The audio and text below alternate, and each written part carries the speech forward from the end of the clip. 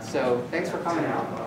What we're going to do tonight is we're going to do a presentation. I'll try to go through it fast. There are actually 48 slides for this thing, so I'll try to keep to 30 seconds per slide or something, and talk about what our Classical Charter School is. Those of you who have attended the previous meetings got the Charter School 101 presentation without the slides, so now you're getting the Charter School 102 presentation with the slides.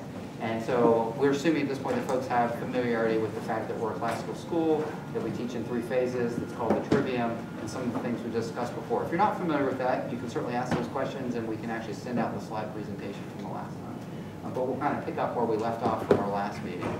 And then at the end of this, you can ask questions, and then go around and see the materials, and let us know what you think. So Classical Charter School 102. Okay, so here's what we're going to do. We're going to talk about the 2 schools of thought in education, how they differ, our approach, the difference between philosophy and research, a lot of things about designing instruction, myths of teaching and learning, and how we deal with special education, gifted education, and the school management and culture. And so the idea here is we want to set expectations for what you'll see in our school. If you're teaching there, if your kids attend there, what's our approach? What would you expect your children to see? The first part is going to be about the schools of thought in education. And so we derived these slides from Dr. Jeannie Chall. She was this renowned professor at Harvard who was basically advised several generations of presidents in the U.S. on literacy issues, and was pretty much considered the top person in reading instruction until her death in 1999. And she wrote a great book that was actually published after her posthumously.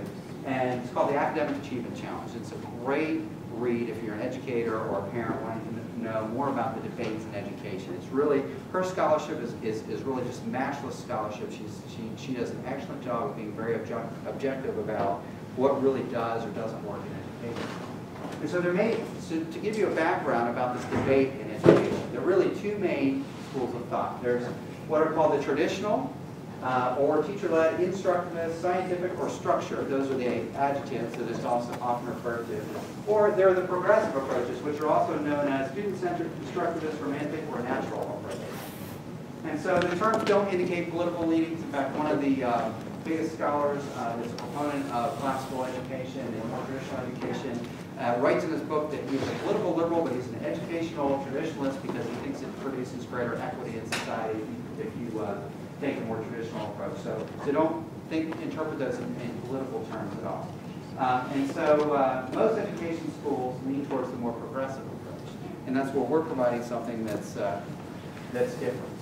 So the schools of thought are kind of idealized archetypes. Obviously, teachers that lean a little more traditionally also incorporate some progressive things, and teachers that are more progressive incorporate some traditional things. So when we're discussing this, we're not talking about going to one extreme or another. We're talking about which way you lean. And so we want to make sure that it's not a discussion about absolutes. It's a discussion about the degrees of which way you lean. So there are different aspects of a school. One of them is the curriculum and how that's viewed. So in the traditional approach, you have a core curriculum that's based on the traditional disciplines, writing, literature, math, etc. And they're arranged in a hierarchy from the easiest to the hardest.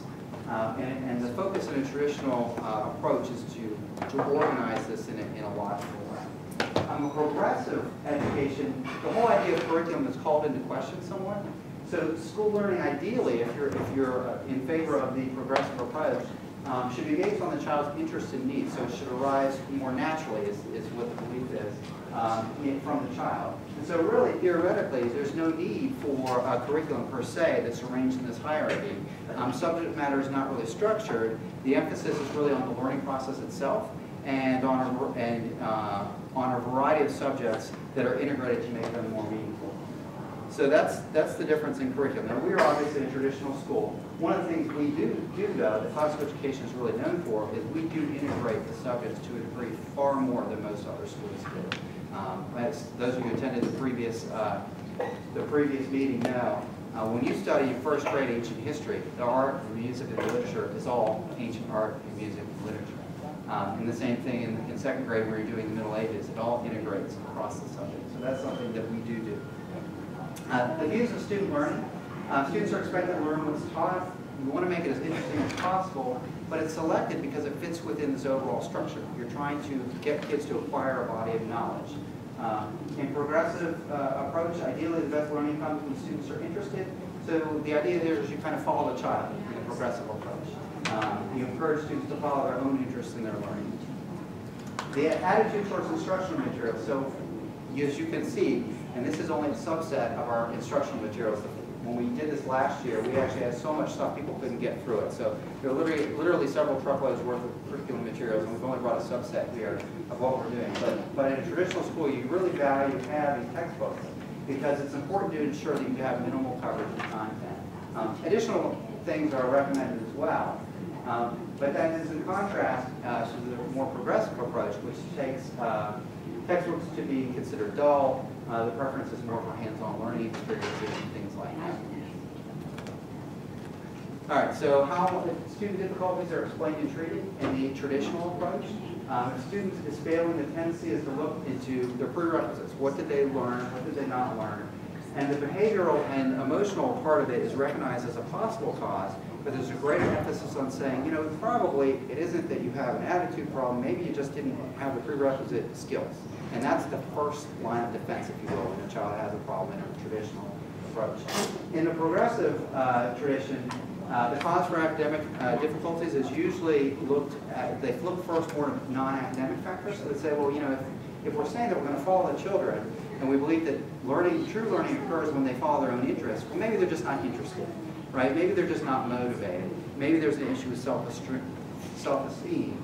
And so, for instance, one of the things in the progressive tradition they'll do for reading instruction, if a child's failing to read, you'll hear a lot about readiness. Oh, well, they're just not ready yet. They're just not ready yet. Well, in the traditional approach, we'll say, well, what are the prerequisites for reading? There are very specific prerequisites. You have to be able to sound out words. You have to know your letters. You have to know this and that. And there's a whole hierarchy of skills you have to have. So in the traditional approach, we don't say, well, they're just not ready. We look at each individual component skill and figure out what they don't have yet. And the evidence is very clear that when you take a traditional approach to reading, of all the evidence there is in education, the evidence in reading is overwhelming.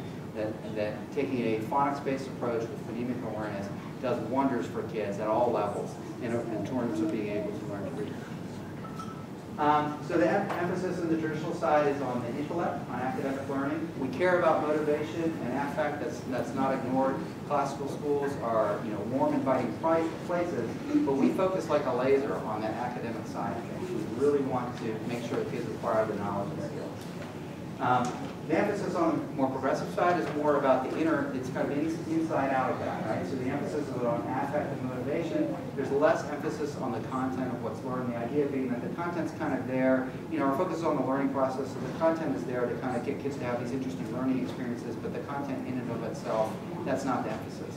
A traditional school, the emphasis is on the content. We want you to acquire a body of knowledge and skills.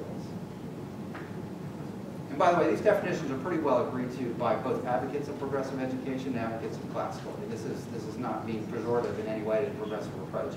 I mean, I have friends, actually one works in the library here, that started the Carroll Creek Montessori Charter School here in Frederick. And you know, we have different approaches, and their approach really does fit with this. And it's, you know, it's not a, it's just different. These are not judgmental statements. This is just how they differ. So our approach, we get asked this question a lot. What is your educational philosophy? What is it that you're trying to do in terms of your philosophical beliefs? And what we say is that's really the wrong question to ask. Education shouldn't be about following a philosophy or a strongly held belief system. What works is a matter of evidence, and there's a lot of good evidence about what works in education.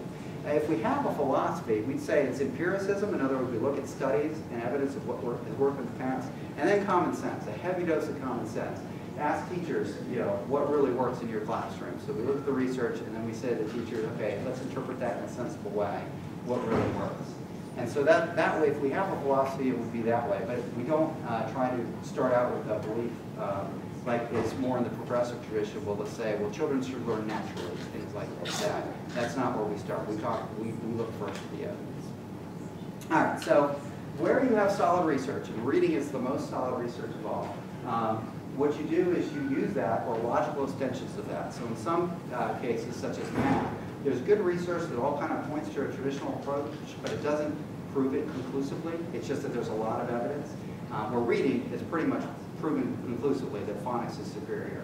and a scientifically based reading approach is superior. So we look at the degree that research supports or points to an effective practice, we do that. So we're a classical school, but we don't rigidly adhere to quote-unquote a classical philosophy or make instructions based on how primary a classical approach is. We're more practical than that. But don't get me wrong, you will get a classical education at our school. We follow the classical tradition in terms of using the Socratic method, in terms of the younger ages, and using some of the choral responses and all that. You'll be in a classical school, but we're just not rigid about it, where if a teacher wants to use a more progressive practice one day because it works for that particular topic, that they can't do that. So that's what we're saying. So one of the things that was interesting about our school is when we started out, we did not have a goal to create a classical charter school per se. We said we wanted to create a school that works for most kids across a wide range of kids that were really struggling, kids that were really excelling. We wanted to reach a wide range of kids. So we looked at what could we do to do that? What does the evidence say about what generally worked? And so many of the approaches commonly used in the classical approach are actually supported by research. It's amazing, even though the classical approach started out in the Middle Ages, modern cognitive science actually supports many of the things that classical education has done for hundreds of years. So it's really neat that in our research into this, we ended up at a very traditional model because modern research supported it.